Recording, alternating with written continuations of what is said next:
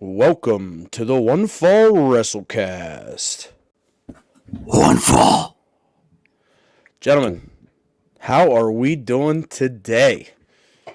Oh my god, this is the best day. Don't tell us how you're doing. This is the best day. Is this not the best day? You just start us off nice. You've been on Cloud 9 for about 3 weeks. It's been good. There's been a running theme.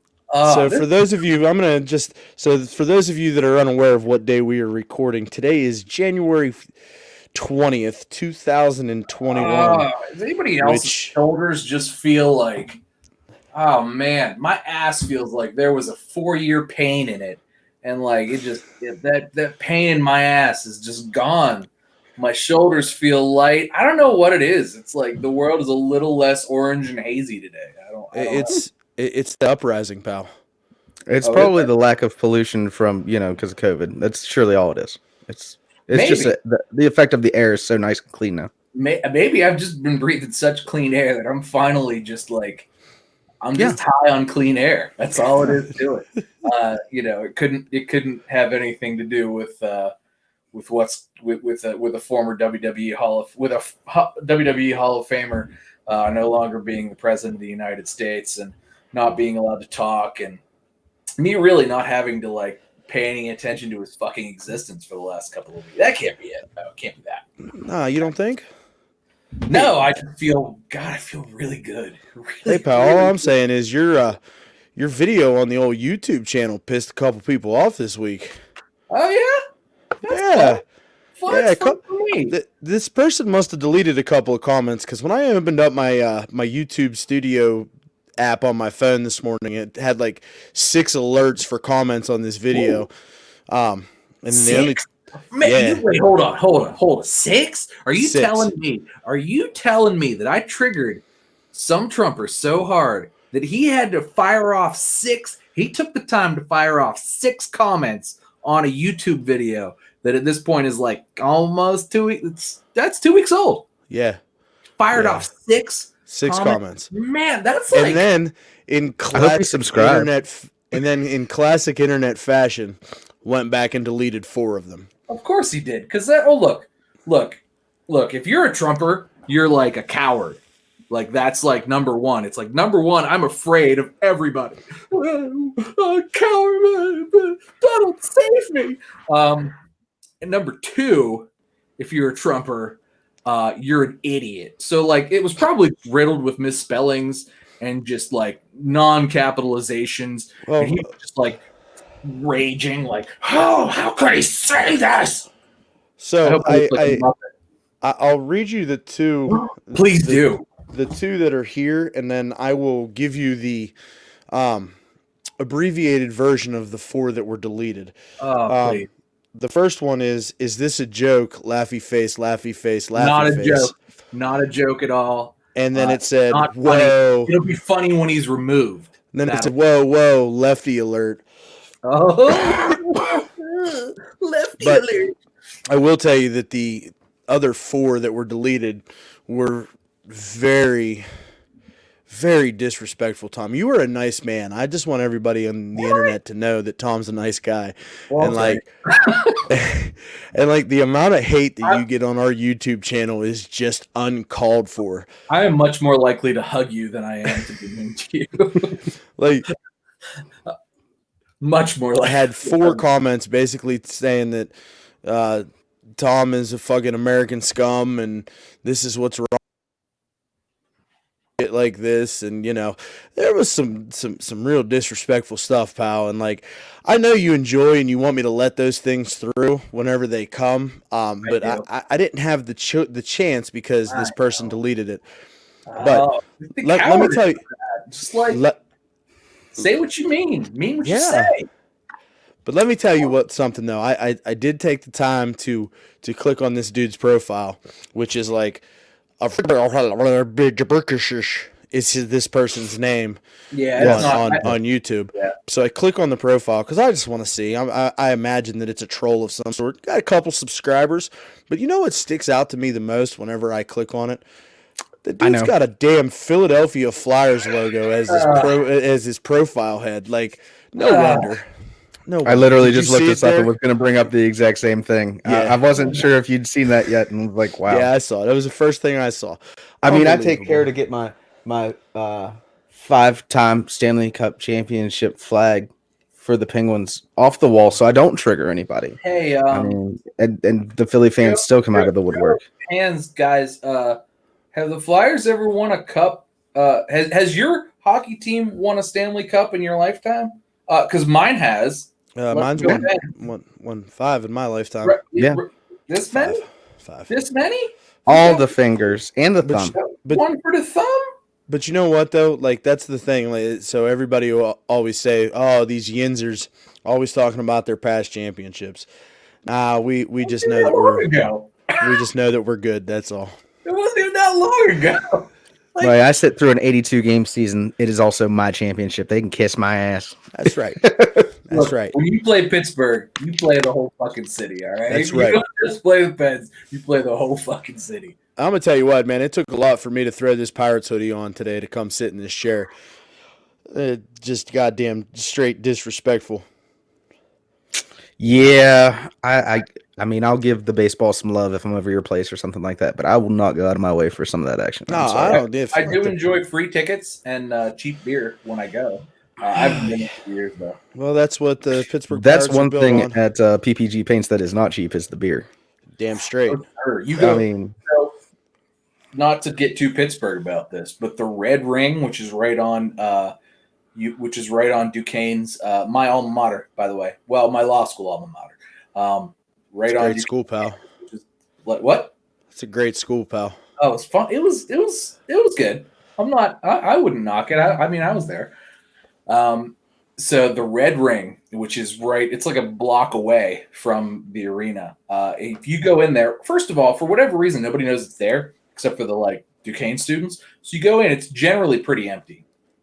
You walk right up to the bar. And huge beers are like $5, and I mean, we're talking like this big. So are they like real beers, or are they like? Oh, they're real beers.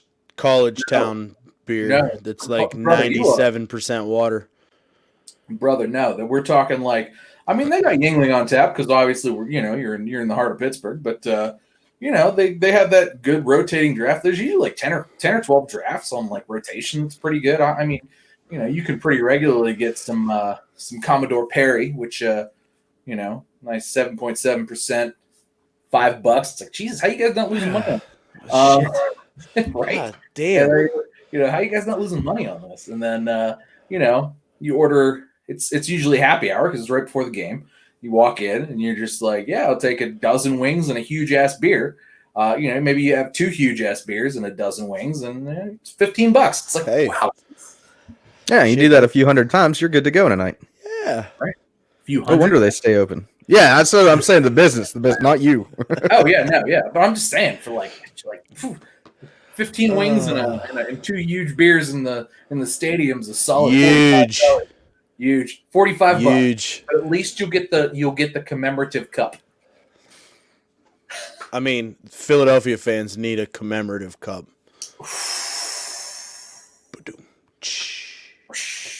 I hope this stays true for a long time. So wrestling. I was thinking about wrestling. Mm-hmm. So, some craziness this week. Some not good television this week. No. I think that the internet stuff was more entertaining than the actual product. For a minute, yeah. And then it kind of stopped. But then today, we're getting ready to record, and I sent you guys over the article about the Undertaker on the Joe Rogan Experience today, talking about the steroid era. On the juice. Taker with the juice. Like, you would never look at the Undertaker and be like, oh, that's a steroid guy. No. He's the same guy. I mean, he's 60 years old. He was actually in better shape like in the last year or so. I mean, after the wellness tests were put into place. Yeah, like, physical, like looking wise, not so much like in ring performance wise, but like it's that TRT, pal. Yeah. Therapeutic exempt. I haven't listened to it yet either. I'm a very casual Joe Rogan listener. It depends on who he's talking to. I used to be into Joe Rogan big time, but like it's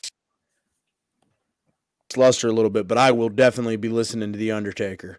So what is this TRT? Is that some sort of gimmick that Joe Rogan sells or something? No, TRT is testosterone replacement therapy. It's essentially legal steroids for old guys. Oh, right. Well, he's fine then. It's when your pee-pee doesn't work. Yeah. You make it go whoop again. Yeah, and then it makes you feel like, you're in your 20s. All that. Till you blow that hammy out. You are not 20 anymore. So takeaways from today with The Undertaker, I mean, obviously Undertaker said, hey, I used to take it. I never looked good.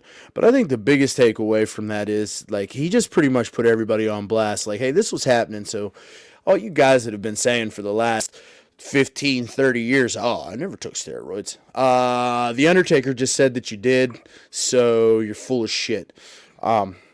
Because and that's the bottom line, because the dead man said so.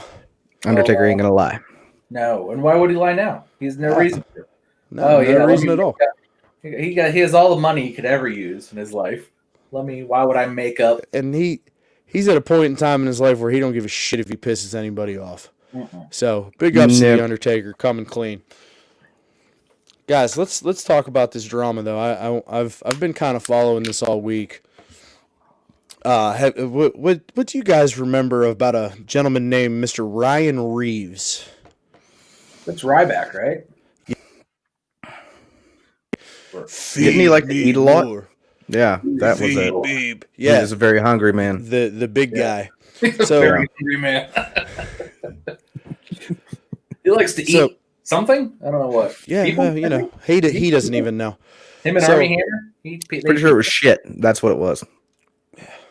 Yeah, because it surely wasn't success. That's. Oh, hey, Ryback. Hey, I mean, look, not if you ask him. I'm going to defend a little bit of Ryback. I do enjoy me some Ryback. That man was over for a point in time until he got that X-Pac heat, which was with that go-away heat. Yeah, that go-away heat. Enzo Amore heat. That Enzo was over. It's the same type of thing. Enzo was over. Oh, man. I still, rep my Enzo shirt. I don't care. I'd still watch Enzo today. Right? I would watch. I'd watch him doing the same gimmick. I guarantee he'd be doing the same gimmick. But I wouldn't watch him in the ring. Yeah, I mean, I can't remember an Enzo match that was any good, except that one where he was in a cage. That wasn't it. He was just hanging there, just hanging out. Yeah. In the shark cage above the ring. Oh, you want to talk about some Jim Crockett promotion shit?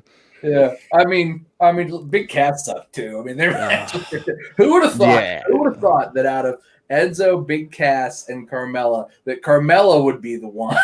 Yeah, was like who actually is a pretty good worker and put on the best like top level top belt contenders. Yeah. And her SmackDown title run was good. Like, it was good. Oh yeah, it was real good. Like, it wasn't like as good as Bayley's just was. And I mean, other people have had better runs, obviously. Yeah. Hers was like it was never bad. And that character was good like the whole time. I enjoyed it the whole time. And with her coming back as this character, I honestly see her taking another run sooner rather than later. That's for sure. Yeah, she's gonna take that. They're not gonna package her like they have, and then just drop her. Which I shouldn't say that. This is Vince, but you wouldn't think. That's what I'm saying. Like, who would have thought?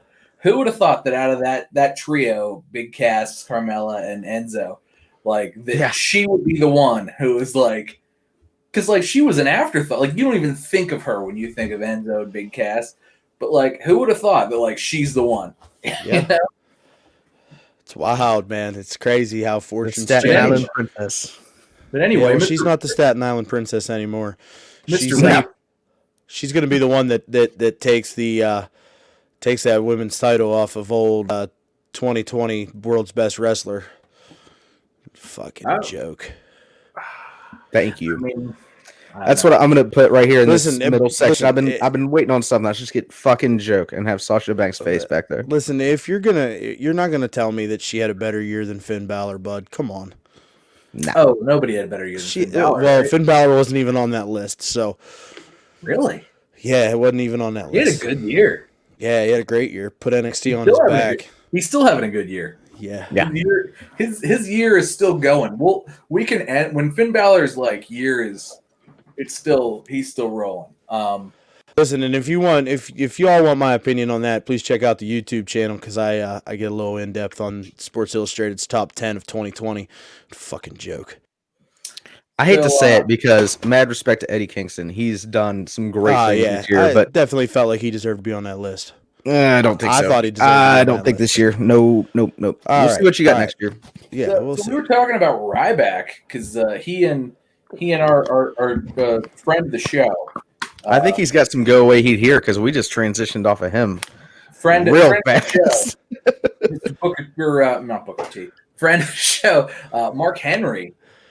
They got into it. Mark Henry. You're better recapping this than I am. So apparently what had happened was Ryback had made a tweet earlier in the week about how professional wrestling titles are props to make actors appear to be more successful and that wrestling championships don't mean anything and basically calling the business a sham and everything that the titles stand for, doesn't mean anything. To which one Mark Henry, world's strongest man, chimed in and said, hey, I am very, very happy to have been a world champion for WWE because that showed that they had enough trust in me to, they had enough trust in my abilities to allow me to be the face of their business. It's not about the actual winning of championships or anything like that. It's about the company trusting you to be an ambassador for their brand, that you are the best that they see. And even Cornette jumped on him, saying that, he pretty much compared Ryback to the Ultimate Warrior situation, which I think is accurate. I caught a little bit of the rant. I was kind of, but I've been focusing on the Twitter nonsense. So Ryback comes back and he's like, you're just a fat piece of shit. And WWE producers, before our match at WrestleMania 29 said, oh, good luck out there with this fat piece of shit. He's a waste. He's this, he's that. And, Mark Henry went on Busted Open Radio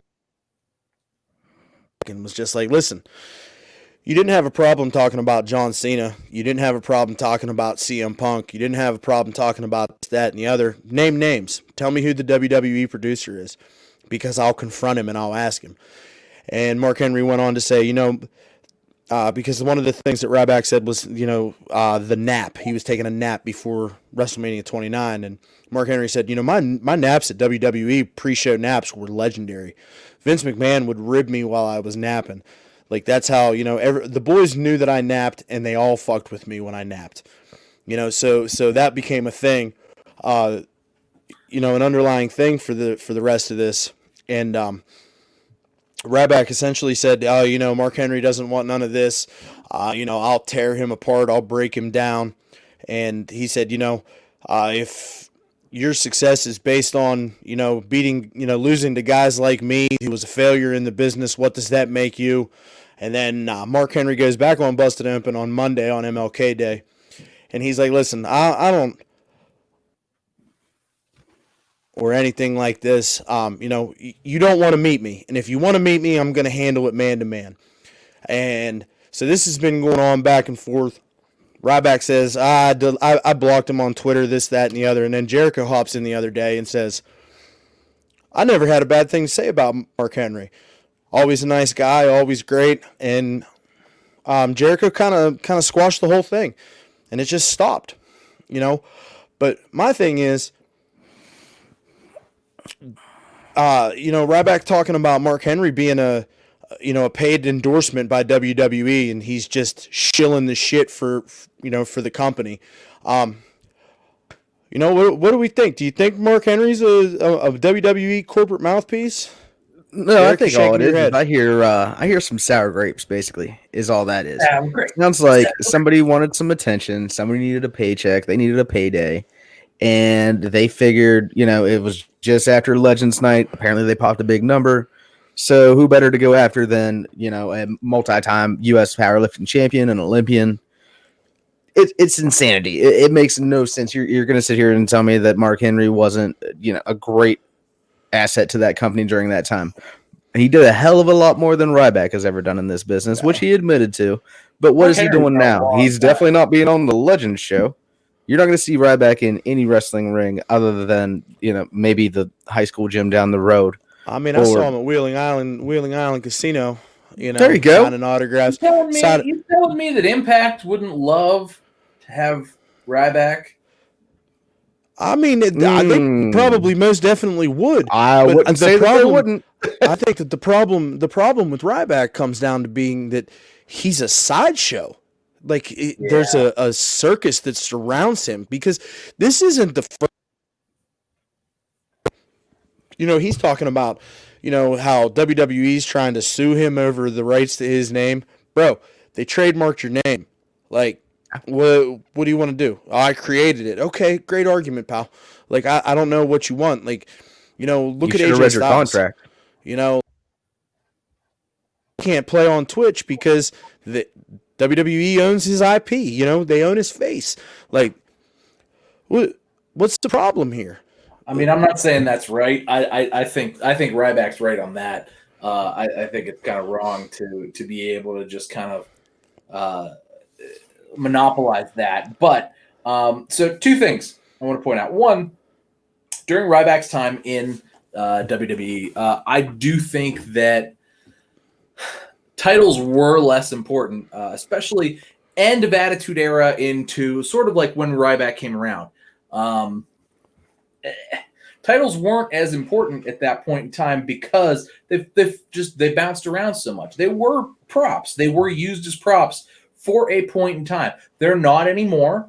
There was a point in time before that where they were not, but there was also a point in time where there was only 3 hours of wrestling on at any point in time, and there were something like 7 titles if we're talking about including the tag team titles. So at that point, I mean, he's not wrong to say that there have been points in time during WWE that where the titles were just props. Look, the 24/7 title is just a prop. Nobody cares about it. It's literally a prop. So he's not wrong to say that. But he is wrong to say that Mark Henry Mark Henry was one of those guys who was just he's like an Undertaker type guy. He's not quite the Undertaker, but he's one of those guys who was there forever. I mean, if you think about it, like Mark Henry was in the Nation of Domination. Mark Henry was, after that tag team with D'Lo Brown, and they had some great, tag stuff. Like that stuff was phenomenal. They were over as hell. They were like the prime, it was them and the New Age Outlaws, for God's sake. Like that's legendary. Well, I mean, just to put this into perspective, Mark Henry debuted on March 11th, 1996. Yeah, so Mark Henry was like he all of the best wrestling happened while Mark Henry was there. Like all Absolutely. Of the best stuff happened while he was there.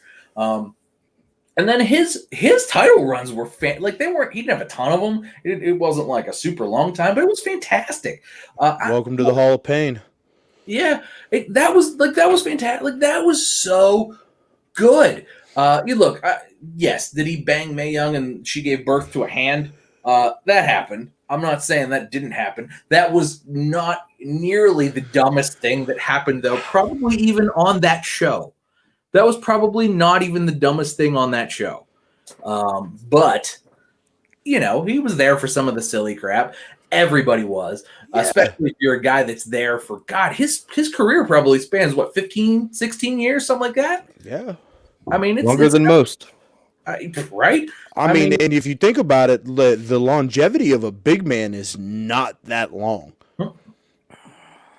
Longevity of big man. We're talking. There's 4 big men who've had longevity. Taker, Kane, Mark Henry, Big Show. That's it. Even like lesser big men were much less longevity, like Kevin Nash. I guess Andre's career was pretty long too. If you, if you count the like WWF stuff and the like NWA and all that. By the time WWF was this thing and like WrestleMania 3 and all that, his best years were behind him, and he passed away a few years after that. But yeah, so we take that into consideration, too. But I just I agree with Derek here, man. It's just sour grapes to me, in my opinion. And I did not enjoy. I liked his gimmick, and he was over. Like for a minute, he was the Intercontinental Champion, he was over. Yeah. And he was enjoying the success of being the IC champion. So to come back around and say shit was just props and it didn't matter and it's all gimmick and this and that and the other, that's fine. If that's how you feel now. But like, why don't you have a job? And don't act like you weren't excited whenever you heard, we're going to put the strap on you after this night. Yeah, you were happy. I don't care that it's just a prop. And like for the last 10 years, whatever it's been, every time you hear from him, I'm getting ready for a comeback. Where's it at, bud? That's a good point. Every time you hear him, I'm ready to come back. Okay, we're waiting, bud.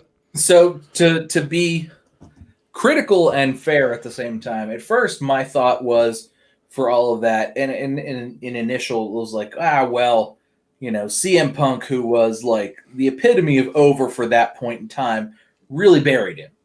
And to an extent, I still feel that that's true. I feel like CM Punk buried Ryback to a level that was unfair. And CM Punk has shown his true colors to sort of be that guy.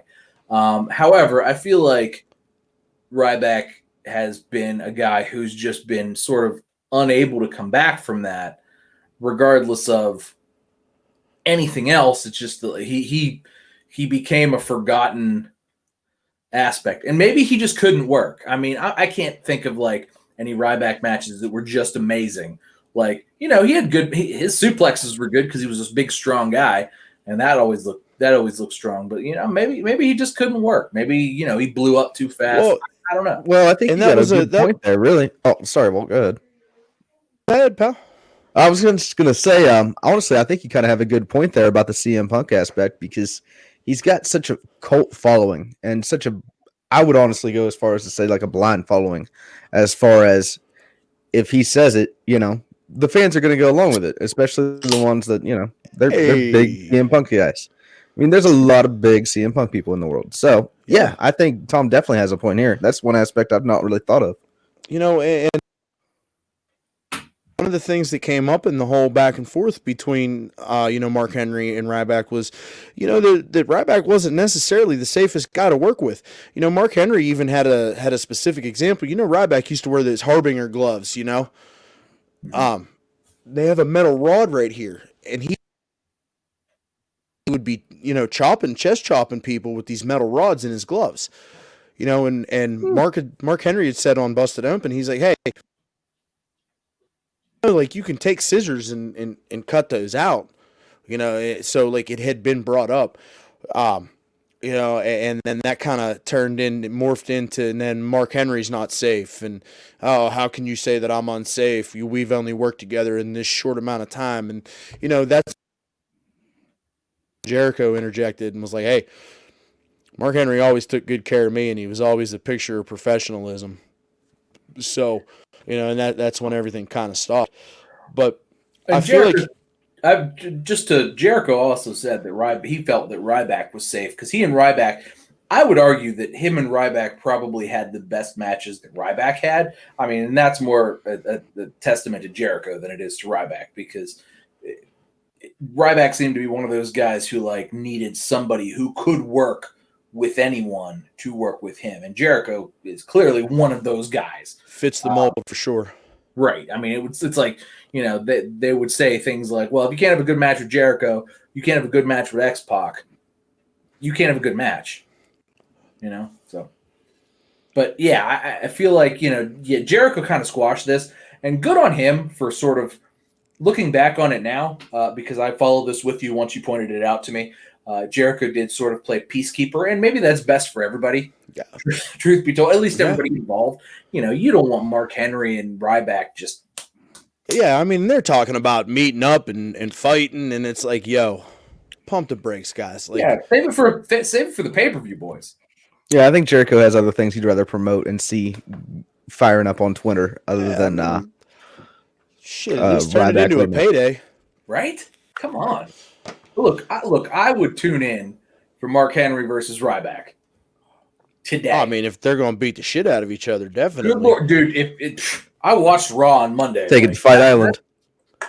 I watched Raw on Monday. That's better than what's on Raw on Monday anyway. Oh, shit.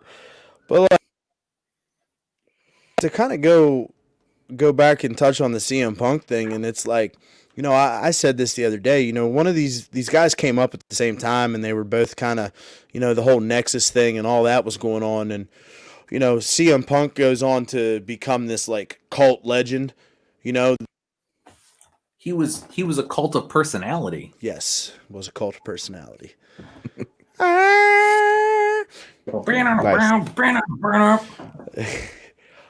You know, and like maybe that's part of it too. Maybe Ryback's a little sour on that piece of it too, because you know, Punk is so revered amongst the fans, and Ryback's just an afterthought. And you know, but I liked what Mark Henry said though when he was like, "Hey man, you ain't got no problem naming names. You know, talking about John Cena and CM Punk. Let's talk. Tell me who this producer is, and I'll confront the man myself."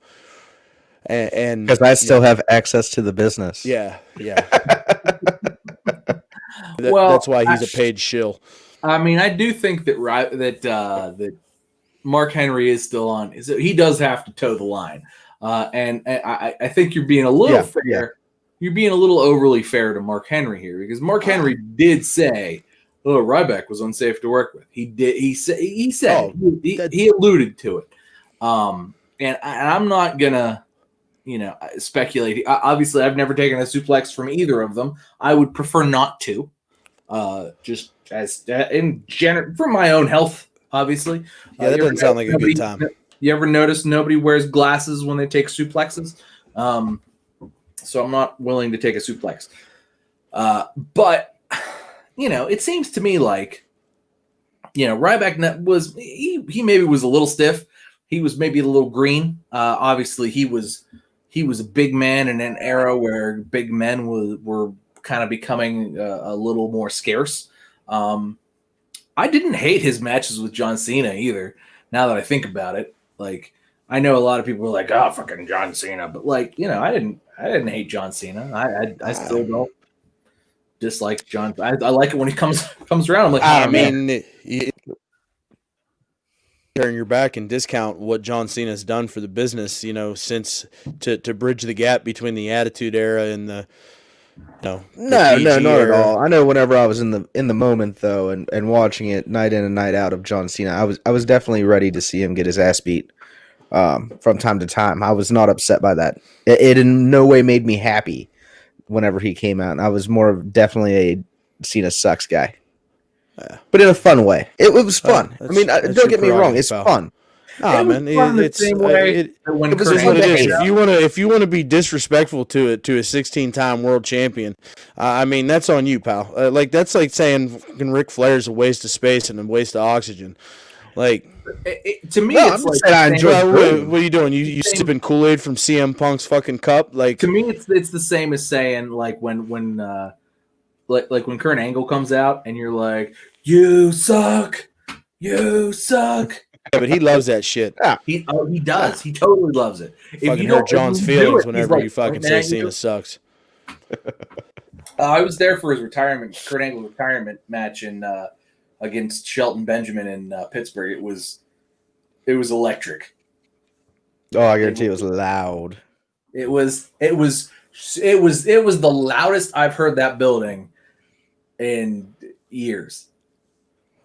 So, all that nonsense aside, do you really think that like I'm giving Mark Henry too much credit, bud?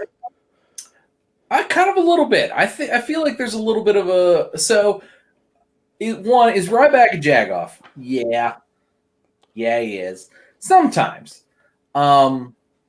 In this instance, yes, I think he is. I think he's just doing it like Glenn Gilberti is, like fucking Disco Inferno. Like, yeah, exactly. Is he being a little bit disco in this? Yes. Yeah. However, I think Ryback has a little bit of a more leg to stand on than Disco Inferno does. Oh, for sure. Because Disco Inferno sucks. And, if you gave me the option of who's going to come back this Monday night and wrestle a match, it's not going to be Disco Inferno that I think. If Glenn Gilberti walks out on Monday night, people are going to be like, who the fuck is this? Right? That's true. That's true.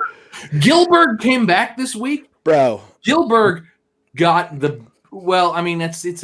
it's hard to say because there's no live crowd really, but like Gilbert would get a way bigger pop than Disco Inferno ever did in his entire life, and Gilbert would get a bigger pop right now, the biggest pop that Disco Inferno ever got ever. So, listen, I love the fact that we talked about Gilbert on last week's show, and then boom, he shows up on Monday Night Raw. They fucking ruined that segment though. I haven't seen it yet. Scotsman. It's terrible. Don't watch. Stop. It's just bad. Don't watch it. It's all terrible. I'll talk about how terrible it is later. Okay, well, let's switch gears. Let's start talking about it. Like, why is it that Monday Night Raw is such a dumpster fire each and every week, and SmackDown continues to be one of the best shows on TV? You got me, man. I thought it was the same people writing this shit. Like, how are these people writing this thing on Monday that comes out and is like, how is it? Okay, let's pump the brakes because there's something I want to talk about here. Like, okay, so I was given a lot of props to Randy Orton and Alexa Bliss, but this was weeks ago now, and it's been the same thing for weeks now, and it's now jumped the shark in two ways. One, Alexa Bliss now shoots fireballs. Okay. Like, she shoots fireball? Like, no, fire, like bang out of my hands. I'm sorry, I misunderstood. Like Super Mario. Hey, I wasn't talking to you. Like bloop, bloop. Anyway, so that happened, and Randy Orton was burned. Have you seen his face? It's trashed. Oh yeah, with the paint and the mask. Yeah. It was just hey, listen, real talk though. I'm gonna let you finish your rant, but at least they did something with it because they sure shit didn't do anything with Keith Lee and the Fireball whenever he was in his feud with Karrion Kross. That's a good point. I agree with that. Why the fuck do we keep using the Fireball? It's the dumbest shit ever. Who uses a Fireball? I thought this was. Never mind. I can just imagine they were backstage and they're like, all right, so push the Fireball stories because it's about to turn, guys, and I don't want to waste that money. So let me put it this way. Has there ever been a point in time where a Fireball was used in wrestling? Because it's been used. Look, the fact that it's been used as many times as it has been is ridiculous. Has there ever been a time where it's been used and that storyline not been a fucking laughingstock? Yeah, bud. Monday. Hulk Hogan and the Ultimate Warrior in WCW. I knew you were going to say that. Like, that's the epitome of the worst one. Like, get the fuck out of here with that. That's what I'm trying to say. That's good TV, pal. No, that's not good TV. Oh, that's good shit, pal. That's the beginning of the end of WCW. Like, exactly. It was good shit. Yeah, good shit if you're like, it's like saying that's good shit when like, never mind. Anyway, so there was a fireball. So Alexa Bliss shoots fireballs now, which look, when Alexa Bliss was like, light me on fire, I was like, yeah, I like that. However, when Alexa Bliss could magically shoot fireballs next week, 2 weeks later, I was like, oh my God, now we've jumped the shark. This week, we jumped the shark even further because Randy Orton comes out. Like, we shouldn't even call it jumping the shark anymore because Happy Days wasn't this bad. when Fonzie jumped over a shark. It was not this bad. Randy Orton comes out with a blank mask on. Welcome back, blank man. But it's clearly Randy Orton with red face paint on. Terrible, terrible job. Makeup department, writing department, all of you need fired. Literally, if I did my job as poorly as you guys do, I don't work for a multi-billion-dollar company. I just don't. I don't make much. Huh? It's good shit, pal. Yeah. It's literal shit. It's shit that somebody smeared on their face. Anyway, so there was that. And then Randy Orton had a segment, and it was bad. I mean, Randy Orton delivered a good promo because he's Randy Orton and he can do that, but it was nonsense. And then this is the worst part. This is the worst part. Alexa's Playhouse or whatever it was. Alexa's already out there and swinging on a swing. And oh no, she's a match with Asuka. It's a non-title match though, because Asuka's title reign means fucking nothing. Allegedly. Nothing. It's not even a thing. Asuka's got the championship, but it's not. It's not even a belt. It's not really even real. Like, she's in a tag team with Charlotte, and that's what's real. I was gonna say that's what we're more focused on now is the Charlotte aspect. Because again, the moral of the story, buddy, that's ready to challenge for titles. Okay, but anyway, if that's the moral of the story, so what had happened was, at some point, then Asuka comes out and she looked very scared in a very kind of racist way. Okay, I know that my voice there seemed racist, but it was racist, like the way it came across. I don't always like the way they portray Asuka, because sometimes it's like, oh, go play like you're in some sort of a Godzilla movie or a Japanese horror movie. And maybe that's cool. I don't care. Look, it's fine. Whatever she's willing to do, she can do. That being said, she comes out. She's the champion. The champion. Let me point this out. She is the Raw Women's Champion, which she got off of Becky Lynch, who was over as fuck but had to leave because she was had a baby. Technically, she got that from Sasha Banks. Okay. Yes, you're right. There was a little bit of back and forth. But still, championship picture the whole time. Back and forth. Anyway, so she comes out scared of Alexa Bliss. And Alexa, who is in pigtails, immediately lights go black. Bang. Alexa now has buns because it's taped, so they can, like, shut the lights off, do the thing, put her in buns, change her t-shirt. And now Alexa Bliss is impervious to pain. So she's no selling moves. And look, this isn't Alexa's fault, because Alexa's a great worker. She's no selling stuff. She doesn't feel pain. And then at some point, she gets Asuka into the, like, Sister Abigail, like, backwards reverse DDT type of dealio. And, like, they just stand there for kind of an awkward amount of time. Alexa hits the Sister Abigail, pins Asuka clean, 1, 2, 3, in the middle of the ring. What? I mean, Alexa. That wasn't your match of the week? Nope. I mean, Alexa hasn't been in the title picture in a few years. So, I mean, it kind of feels like this is a natural progression to put her there, regardless of all of the silliness. Like, the whole thing, the whole package with her and Bray, the whole Fiend thing with her, that was working. But this solo thing, like you said, it's jumped the shark. I mean, it's over for me. It's dead. It's DOA, and we should have known we were in trouble when Triple H opened the show last week. Yeah, I thought about that. That we should have known we were in trouble. This is like the first live Raw I've watched in a couple of months. Like, I had the day off. I got everything done during the day. I feel like it's been a long time since I've had, like, a Monday off. And it was like 8:00, and I'm like, I'm gonna watch wrestling. My son wanted to watch wrestling with me. We sat down, we watched some Raw, and I regret it. I wish I'd have, like, gone and played Castlevania, or, like, he and I could have played Castle Crashers or something. Or, like, I wish I would have done something else. Could have found some better way to spend some quality time with the boy.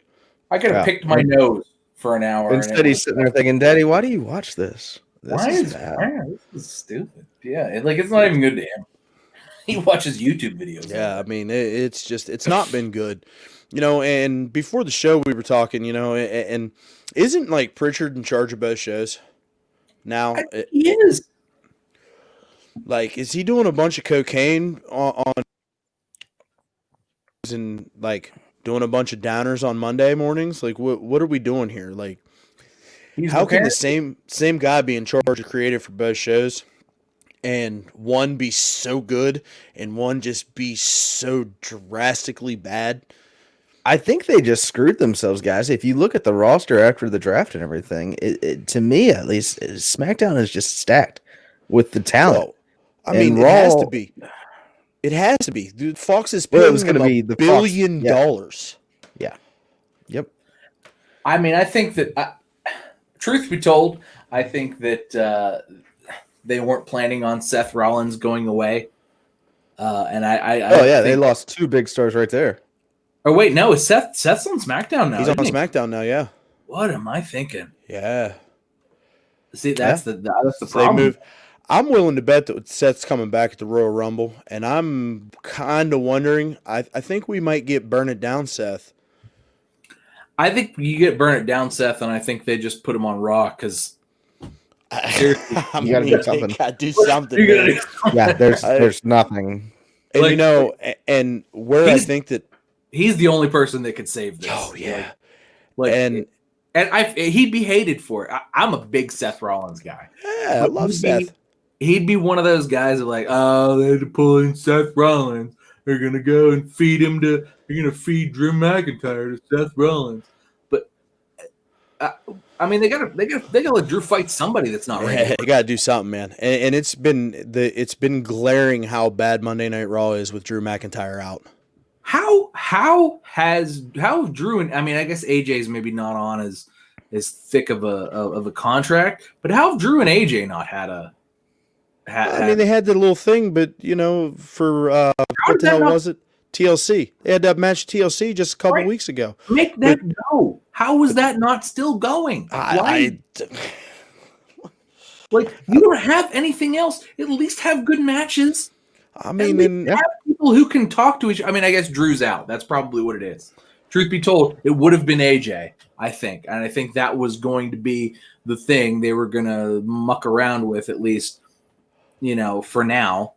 But well, I will say, as we are recording this on Wednesday the 20th, I read an article earlier that said that Goldberg and Drew McIntyre will both be live in attendance on Monday night.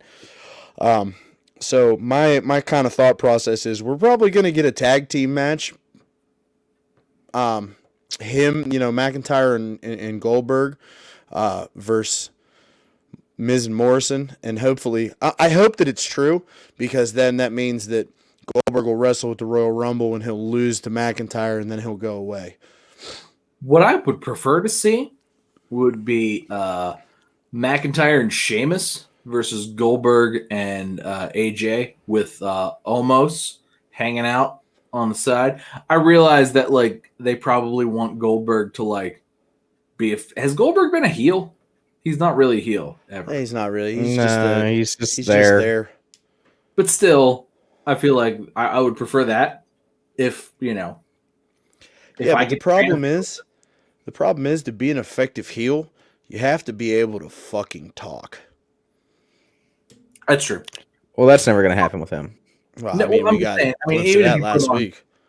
Even if you put him on a team with AJ, though, they can carry AJ and Drew and Sheamus can really carry that, and you let Goldberg do the Goldberg thing, and he doesn't even have to beat.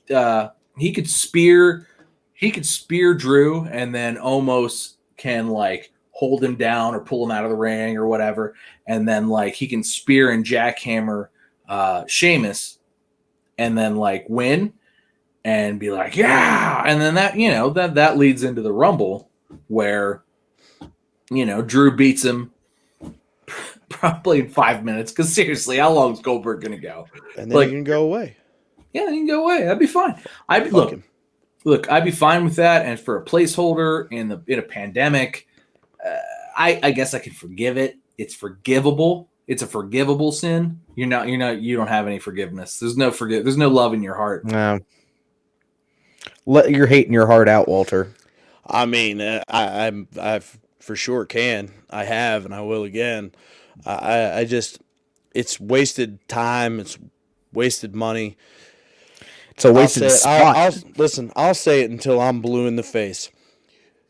You are putting guys like this in primetime spots when you have people that show up each and every week who are on a regular contract that have talent for days that you either send home or don't use properly. But we're going to give spotlight time to an old, washed up piece of shit. It doesn't make sense to me. And listen, What do you really? Sounds like another Ricochet rant coming on. I mean, it's definitely a Ricochet. And actually, you know what? Fuck all that. Okay, seriously. Because at the end of the day, what this is about the lack of respect for their own talent. Situations to succeed, or there's not going to be a WWE in 3 years. Think about it. What are you going to do? You're going to ride Roman Reigns' coattails for the next 3 years, and that's going to be the only guy you've got? You're going to ride Seth Rollins for the next 3 years, and that's the only guy you got? Eventually,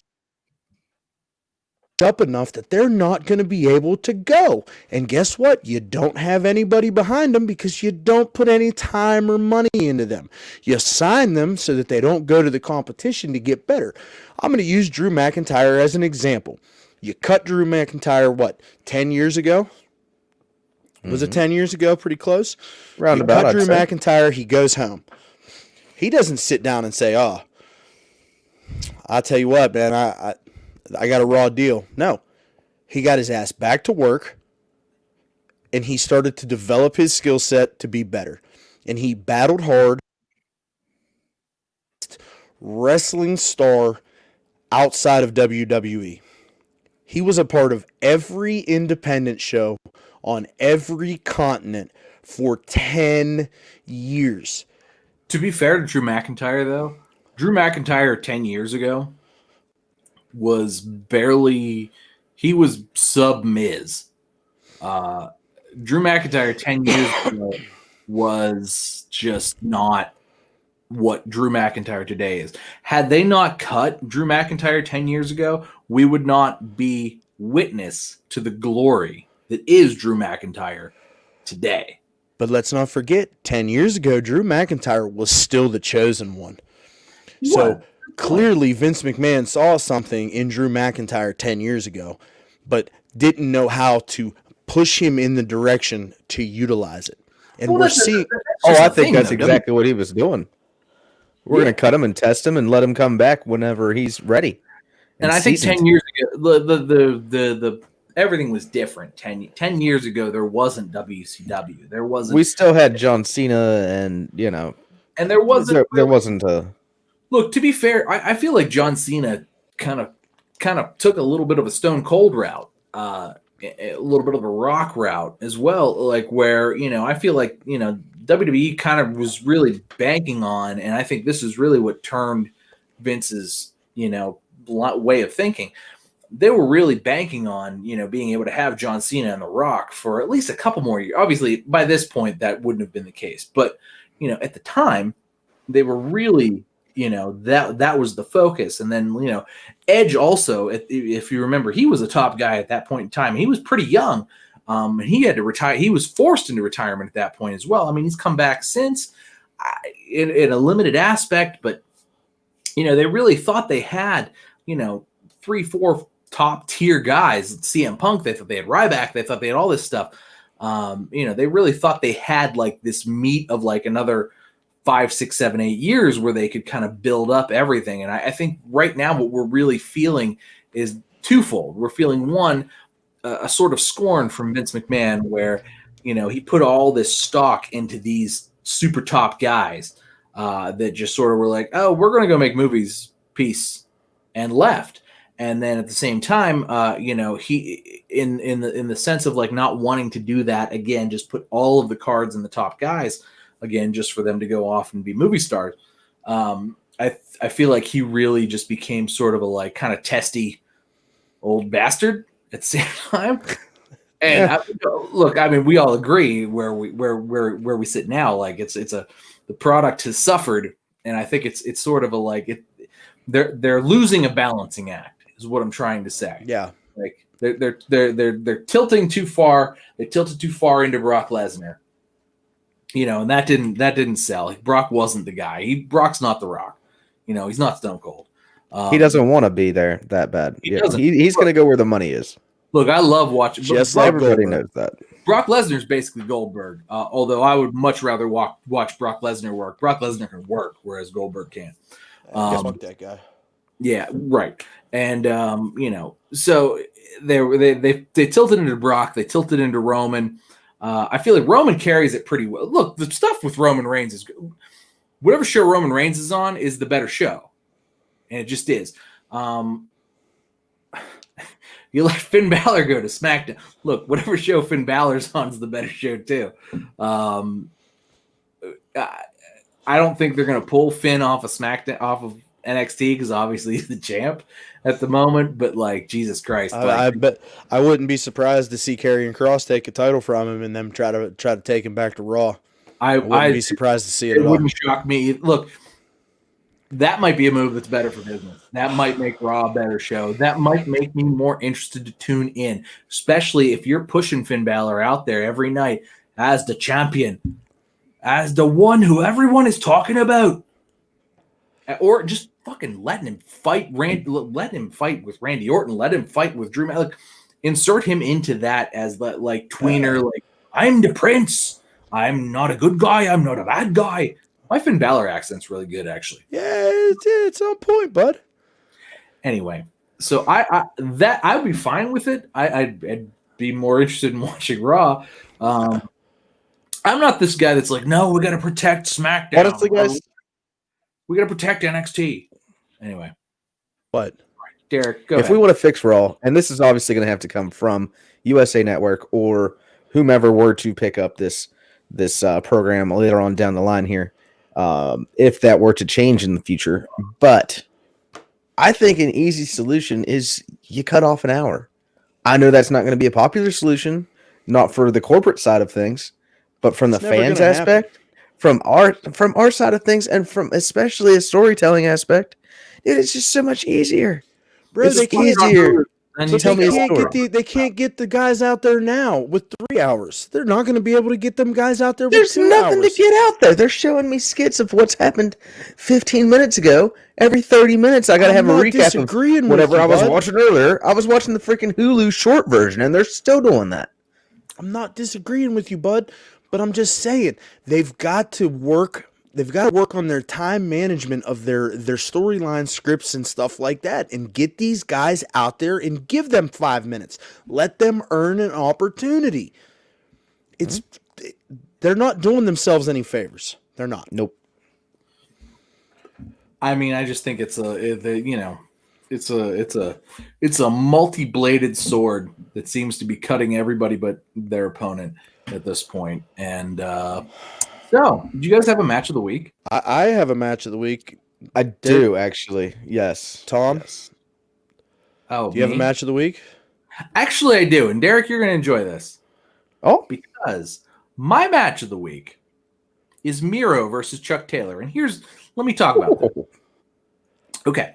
So, AEW this week. I watched AEW. Look, I am now in full-on compliance testing mode, which is me cursing the whole morning and then clicking buttons the whole afternoon. So if I put on wrestling in the afternoon, it eases that cursing of the morning.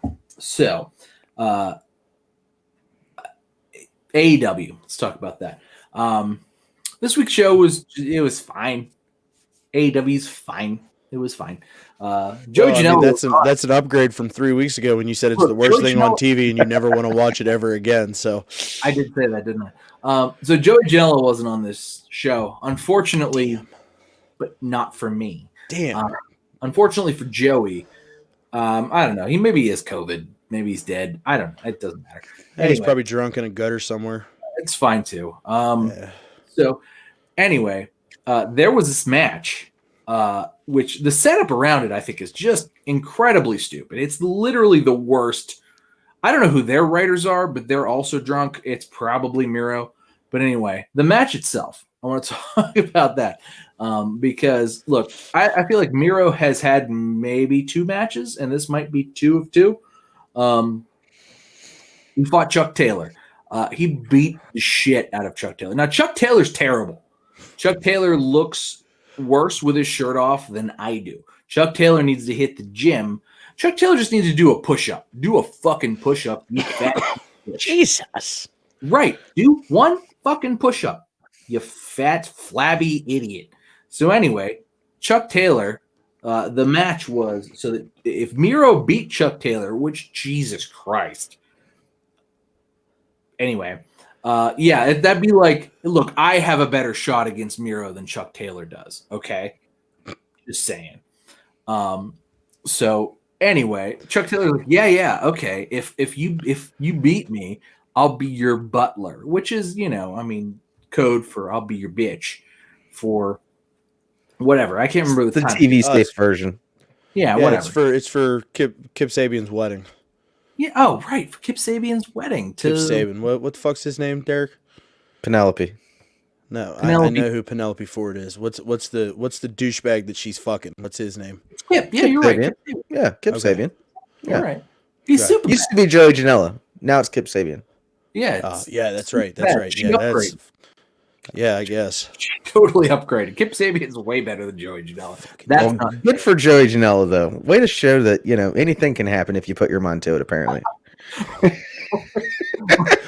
It's been 7 weeks since we bashed on Joey Janela. I'm just in case anybody's counting. Oh, I'll reset the wall clock there. There's been 0 days since a Joey Janela bash. Yeah, I'll go ahead and reset us. Yeah, back to 0. We should just include that in the corner now. From now on. So this match was the antithesis of what I don't. This was like the opposite of what I don't like about AEW matches. Generally, AEW matches go too long. The guy who obviously should be dominant isn't dominant, and then like the guy who should have won generally wins. But it's like, oh, what a hard fought battle. Look. Nobody looked at Chuck Taylor and nobody looked at Miro and said, oh man, Chuck Taylor should totally put on a kind of legitimate bout with Miro.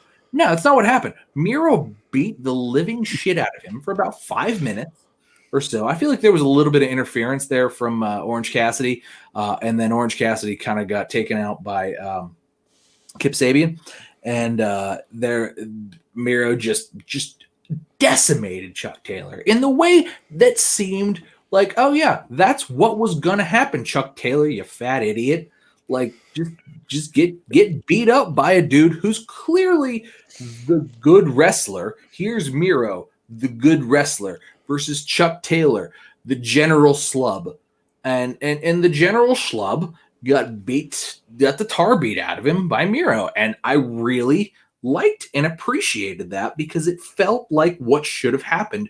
And I feel like that doesn't happen enough in AEW. So I feel like I need to highlight it here to say, yes, just let Miro tear these idiots apart because he looks like he could take them and break them in half and throw one part over there and one part over there. So there's a Hulk story where the Hulk fights Wolverine, where the Hulk rips Wolverine in half and throws half of Wolverine into Siberia and the other half of Wolverine somewhere into middle Europe, and the top half of Wolverine has to crawl into Siberia just on his claws to get the bottom half of Wolverine so that he can be, because you can't kill Wolverine obviously in comics if you're a nerd like me, and I feel like that's what Miro did to Chuck Taylor and should do to somebody like Chuck Taylor, and that's what happened. So I really like that. And please, more of that AEW. So that's my match of the week. AEW, really? Wow. I'm impressed. I will say I have to follow that though. I will say Tom. this. I will. Hey, Chill out. I'm trying to say. Sorry, I forgot you're speaking. Go ahead, Derek. Yeah. I will say this. I will give AEW credit. Like, they're stepping up their production game. I know that on Wednesday they're doing video packages to like kind of frame the storyline a little bit now, and they're trying to give you a little bit of background on what's happening. So they're definitely trying to keep the more casual fan involved in their storylines. Yeah, they're doing good. They're trying. I'm gonna tell you what.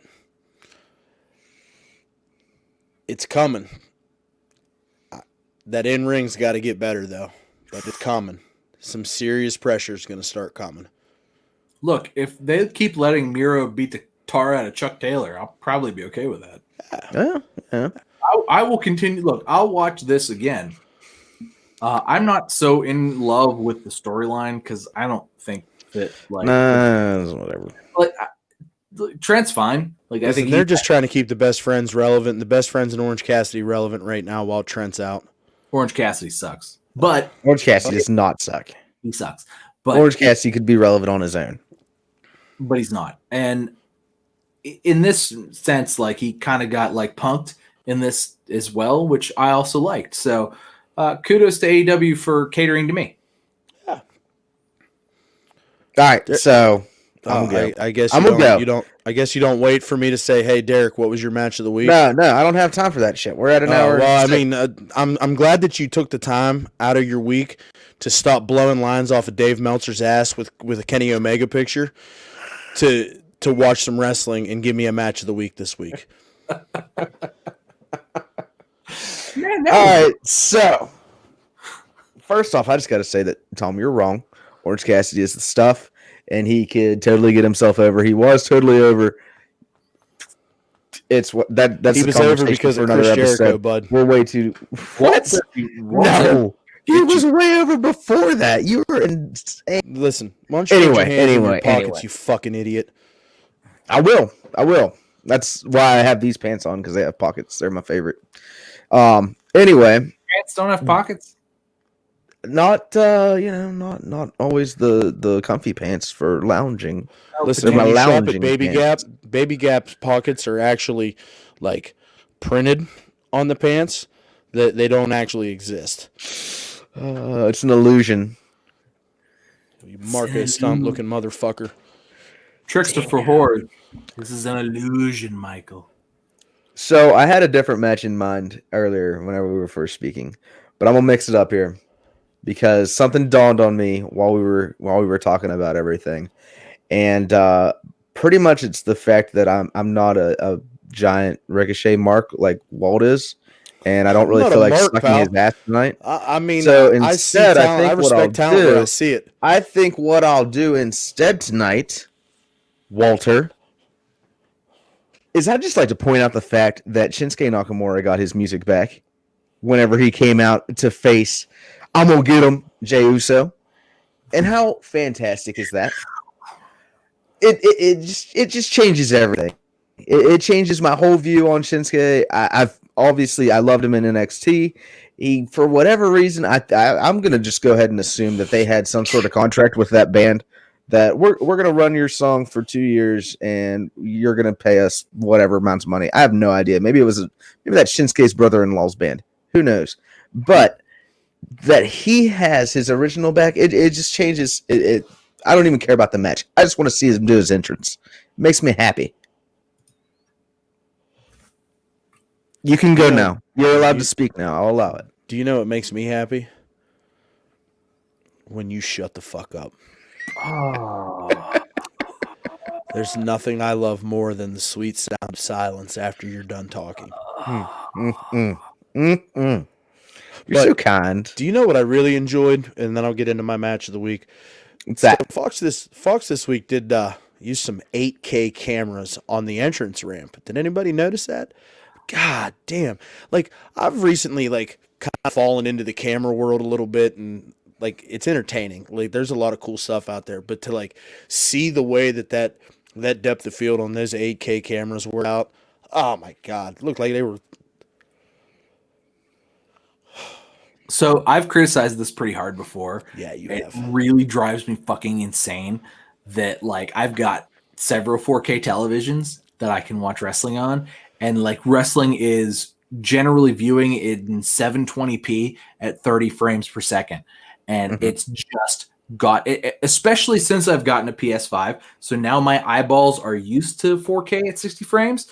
To watch WWE is almost like watching on just it's like trying to watch something that was like on VHS that you like hooked your your VCR up to your high def TV to watch, because it has like these tears and these breaks. And so yes, I agree with you, Walt, because they finally upgraded some of those, at least because the entrances were the worst, right? Like in ring, it's like you can kind of get through the 30 frames at 720, but the entrances with the flashy lights and sometimes the pyro and all this stuff, like you would get screen tearing and you would get all this other stuff that would just looked awful. And like, why am I even watching? Why are they even filming this? This is just a blurry bunch of crap. It's pixels. And I noticed that too. And I was like, all right, let's do it. Now they have to do that more, because it was pretty dope. Say when it sucks. I was definitely into it. But first things first, that Jey Uso promo to open SmackDown was way too long. Yeah. I feel like they told him to kill time. Yeah, for sure. For sure. But my match of the week was Daniel Bryan versus Zaro. It was good, man. It was snug. It was believable. It made me remember why Cesaro is Cesaro. I don't think that we've gotten a lot of that in the last, 5-6 years. I think now's the time, man. He's primed. He's ready to go. Just make it happen. You want to talk about trying to build a star up? I think that. Now, granted, it's on the SmackDown side of things, and he's not going to be around for forever. But Kurt Angle did compare that match to the matches that Kurt had with Chris Benoit, which were some fantastic work. So, that's a pretty big, pretty high comparison there. I think it's just another example. You're right, man. That it's got oversaturated on Friday. Move them over to Monday. Yeah, why not? I'd totally watch Cesaro versus. I think it's a good move. Cesaro versus Drew is, good Lord. There you go. Even if Cesaro doesn't beat him, and that's just like a decent feud for a month, like that's what. Who does that hurt? Cesaro singles fun. That'd be good. Right? Like that's, even if Cesaro loses in the end of it, it's still like, man, there was some really good matches out of that. I enjoyed the hell out of it. Like that would be like, to me, Johnny Gargano versus Tommaso Ciampa type of stuff. It would be like, you remember, Ciampa, I guess, kind of won that feud, but like you just remember that feud as being like, those two guys did a really good thing, and like that's how we would think of that. I think it got a lot of potential. Yeah, I got to say, nice pick, Walter. Nice pick. Oh, it's a good thank you. Thank you so much for. I know how much my opinion means to you. You know what you remind me of? Like, seriously, do you know what you remind me of? You remind me of Yes Movement Daniel Bryan. Like, you need to just have everybody's love and admiration. Like, it doesn't fucking matter to you, does it? Like, you just fucking step on somebody's toes. Look, I would hug Derek if he was here right now, but he is not, and we're in the midst of a pandemic right now.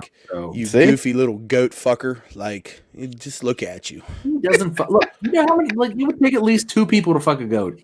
Yeah, somebody can pull the goat down. And sounds like somebody's got a fetish they need to explore with a therapist. Right?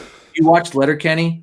Because the ginger and boots, didn't that guy fucking ostrich? Would take more than 2 people to fucking ostrich. Anyway, not the point. Allegedly. Good stuff. Well, little goat boy, you want to take us home? You want to tell them where they can find us on social media? Yeah, man. So you know what, guys? Follow us on @1_. Hey, Tom, just so you know, I really. I'm sorry. Were you talking? Oh, is this where you step on me? Yeah. Sucks, doesn't it? Yeah, it does. Yeah. Check out our shop on the Teespring thing. Blah, blah. Yeah. Hey, where can they find them? Where's the link for the Teespring shop, bud? Where's my T-shirt, Walter? Pretty sure. When I come to pick up the couches, I will make sure that you have it. Okay. Okay. Yeah. But I'll probably get it to you before that because that's going to be a while. That's fine. You come visit me anyway. Dude, you work like 10 minutes from my house. I know. We got to make this happen.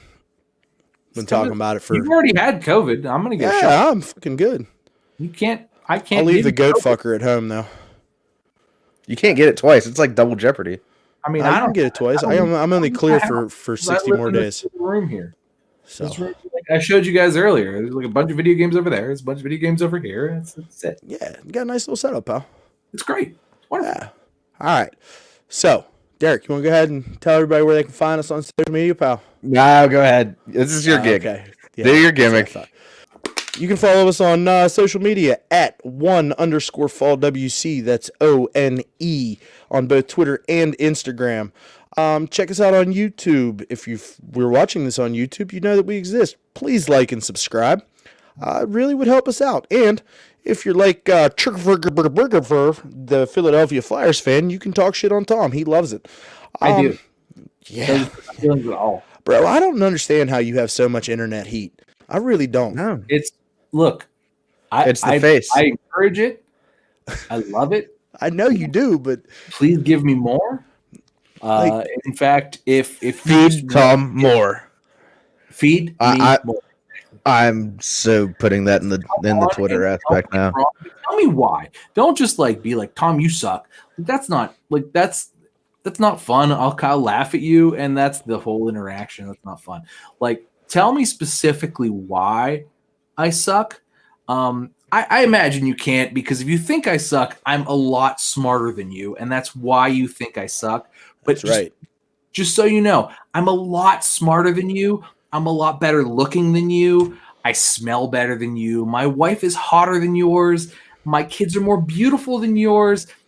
Your life is pathetic, and my life is amazing. So, but if you think I suck, please go ahead and tell me why, and we can talk about it, you piece of shit. Yeah, what he said. Get him. Anyways, we'll catch you next time. One Fall WrestleCast.